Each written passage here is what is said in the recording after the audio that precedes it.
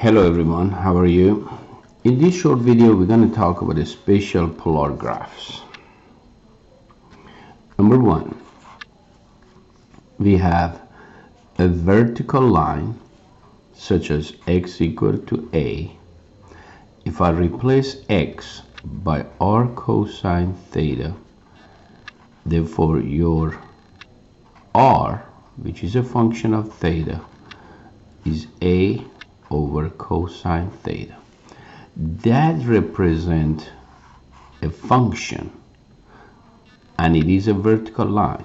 Even though in a Cartesian that's not a function, in polar vertical line is a function. And remember, cosine theta cannot be 0, and it will become 0 at 90 degrees. Therefore the cosine is going to be positive on the first quadrant, and it approaches 90 degrees from the left. You're going to go to plus infinity, and when you approaches the 90 degree from the right, you go to plus infinity. From the left you go to a negative infinity. Therefore the graph started from here, go to plus infinity, and then it started from negative infinity and come back to whatever that number a is. Therefore you only require 180 degrees for a vertical line. Same thing with the horizontal line. The horizontal line is y equal to b, and if I replace this one by r sine of theta equal to b, your r is going to become b over sine theta. But your sine theta, it becomes, the bottom becomes 0 at 0 degree and pi. Therefore, if this becomes 0, any number divided by 0 is a start from negative infinity, and the r is going to decreases. The r is going to decrease, and it come all the way to when this become power 2, and then it become 1, b over power 2, it become a b.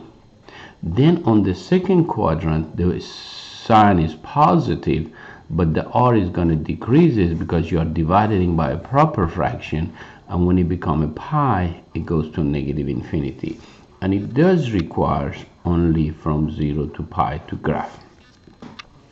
We also talk about r equal to a cosine theta. That's a single angle, and we proved this one in the last video that a is the diameter. And if a is positive, the circle is symmetric respect to the polar axis and is on the right side of the line of angle theta equal to power 2. And if a is negative, is symmetric respect to the line of theta equal to pi, because polar axis is only to the right. And if you have r equal to a sine theta, if a is positive, your a is your diameter, and the graph is symmetric respect to the line of theta equal to pi over 2. And if it's a negative, it's symmetric to the respect to the line of theta equal to 3 pi over 2. Right now we're going to talk about spatial graph, which you have r equal to 2 cosine theta plus a 2. Or I'm going to write this one as 2 because addition are commutative. I'm going to write it like this. Please remember, if I have only 2 cosine theta, that is only a circle, and when is the theta is 0 degree, you have 2. When it's 90 degree, you have 0. When it's pi, you have negative 2. See, the starting point and end point gonna reach each other right here. That's become a 2, 0, and pi go back to a negative 2. The difference between these are that I added a 2 right here. Then when I added a 2 right here, I increased my r. When I added 2 right here, you no longer go through the pole, but when I added a 2 right here, you go through the pole. Therefore, I am moving my graph not pretty much 90 degrees between when to the pole and going to the pole. Therefore, the graph is going to become 4 at a 0 degree, 1 at 90 degree. I see my R is decreases right here very gradually, and that's 1. But when it comes to pi, it comes to 0. Therefore, you know the starting point and end point do not meet. Maybe for that graph, I need more than 180 degrees. Therefore, I'm going to put 3 pi over 2. And cosine of 3 pi over 2 is 0. But when I add 2 to it, it goes to 2. Let me see. When I add 2 to it, it goes to 2. And in here, when I add 2 to the pi is 2. Therefore, that's the 2. And that come back here. And when it go to 2 pi, it will repeat what I started with. And it go back right here. Therefore, another special graph is a cardioid. Cardioid is shape of the heart. Cardioid. Somebody said, what happened if this one was a negative? Well, the negative is going to flip your graph. Means when this one is 0 degree, you start from a 0. Pi over 2, it become a 2. And when this become pi over 2 is become a 2 pi, cosine of pi is negative 1, negative times negative is positive, it brings you to 4. Then when it's 3 pi over 2, you come back to 2 again. And when it becomes 2 pi, it come back to a 0. Therefore, the trace is very important. And therefore, you see, if I take a circle and add same number as its denominator, I get a cardioid. Therefore, from today, I'm going to write this one R equal to A plus B cosine theta. And you see, A and B should be equal, means the ratio of A and B should become 1 in order to be a cardioid. Somebody say, what happens if ratio of A over B becomes 0? Is a circle. Because if A becomes 0, is a circle. Therefore, I'm going to write this on a separate sheet of paper, and I'm going to say if the ratio of A over B is 0, is a circle. If the ratio of A over B is 1, is a cardioid. What happens if the ratio between 0 and 1 is not if the ratio is between 1 and a 0? Okay, then I'm going to go back right here, and I'm going to say, maybe I go back right here and say, my A to become 1 and my B to become 2. And if I take that one as my R, right now A is 1 over 2 is 1/2. It's between 0 and 1. That's my pole. If theta becomes 0, cosine of 0 is 1. That gives me 3. That's 2 and a 3. Therefore, you have 3 and a 0 here. If this becomes 90 degrees, cosine of 90 is 0. You have only 1. Therefore, you have a gradual decrease in your R. But if this becomes 120 degrees, I'm talking about the theta, you have cosine of 120 is -1. and that become a -1 plus 1 is 0. Therefore, at 120 degree, you came to 0. Do you see the cardioid always on the half point between 0 and 2 point went to 0, but this one is 120 degree. But what happened if I put this one a pi, which is 180 degree?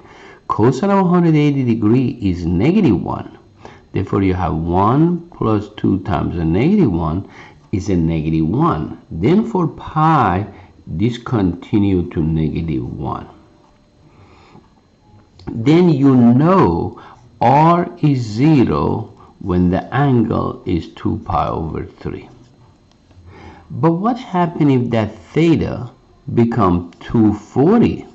240, the cosine have same value as 120, which is -1/2. And you make your r to become 0. Then at 240, it come back. Do you see? I went inside the region. R was 0 for 120 and 240. I went inside the region after 120 degree, and I'm coming out of a region after 240 degree. What happens if it becomes 3 pi over 2? 3 pi over 2 cosine is 0. I go to 1 again. What happens if it's 2 pi? I go to my ending point. And as somebody said, what does the graph look like? I'm sure you have been to the ocean and you see some of those shells with a living animal in it, and sometimes those living parts come out. And that shell, when the animal comes out, is so empty, and it does have a surface area for itself. Therefore, that living animal is not connected to the back, is separated from the back. Therefore, that living animal has some kind of an area, and the shell gonna have some kind of area. If somebody said, what is the area of a living part? You have to say, I went in from 120 degree and I came out at 240. Therefore, you can use this one to find the area of it, or you can do surface area or volume or things like that. Therefore, this is called snail. Or sometimes another name for a snail called, French called the snail escargot. And this graph in math is very important with the name of limestone.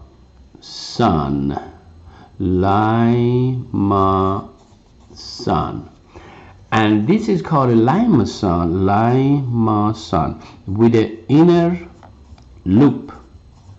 Therefore, that is a special graph called a limestone with an inner loop. Somebody said, what happened if I take that graph right here and I said, okay, maybe I take this one as a 1 and a 2 and make my limestone represent by the sine. It still is a limestone, but the orientation is going to be different. And I'm going to teach you how to graph those stuff in a few minutes.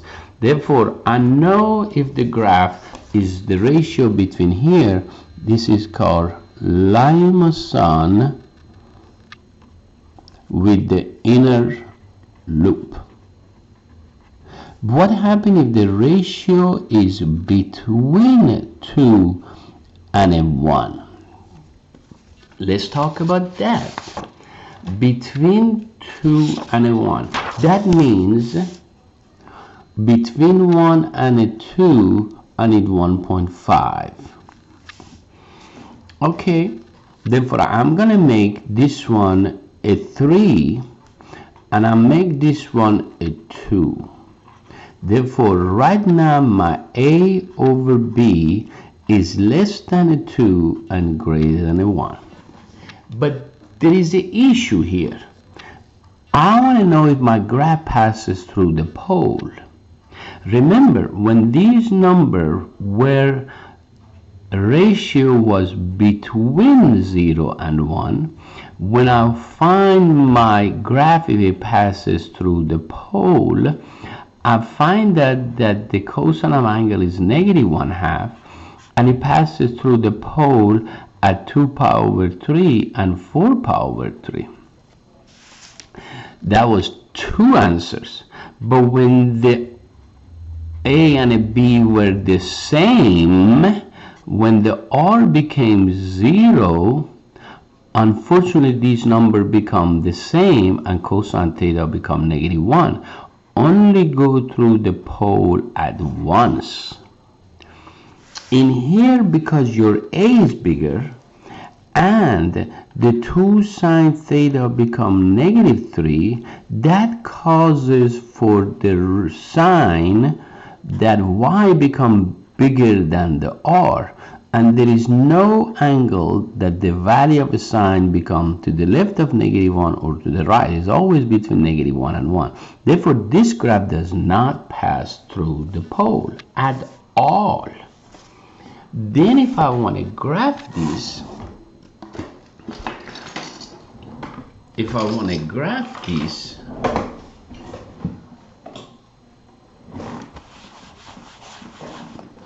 I'm going to write 3 plus 2 sine theta, and it doesn't matter if it's a cosine, if it's a negative, it's only the orientation change. In here, if the sine becomes 0, sine of 0, if the theta becomes 0, sine of 0 is 0, and you have only 3. But if the theta become pi over 6, sine of pi over 6 is 1/2, and 2 times 1/2 is 1, and 1 plus 3 become a 4. Therefore, at pi over 6, I'm getting bigger here. Therefore, this is 1, this is 2, this is 3. Let me see. When it was 0, then pi over 6 is 1/2 times 2 is 1 plus, that's right. Then I'm coming here. What happens if this become 90 degrees? Sine of 90 degrees is 1. That become a 5. It goes here. But what happens if this become 5 pi over 6? Sine of 5 pi over 6 is 1/2. That's make it a 4. That number gonna repeat on 5 pi over 6, and that come right here. But what happens if this become a pi? Sine of pi is 0. That number 3 gonna repeat here. Okay, so far so good. But what happens if this become 3 pi over 2? It become -1. 3 minus a 2 is a -1. Then I'm gonna have it here, and I'm gonna, from here it's gonna increase again. What I see right here, I see a dimple right here, because the way I see it, I see a dimple. Therefore, let me see and see what my graph actually look like. This is 3 plus 2 sine theta, and if I graph it, do you see that dimple right here? That dimple, call it a limestone with a dimple. Then here you're gonna have a limestone with a dimple.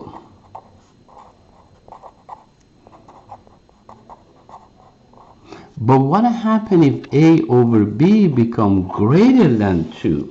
Maybe that dimple poke out a little bit. I don't know. Therefore, if I make this one a 4,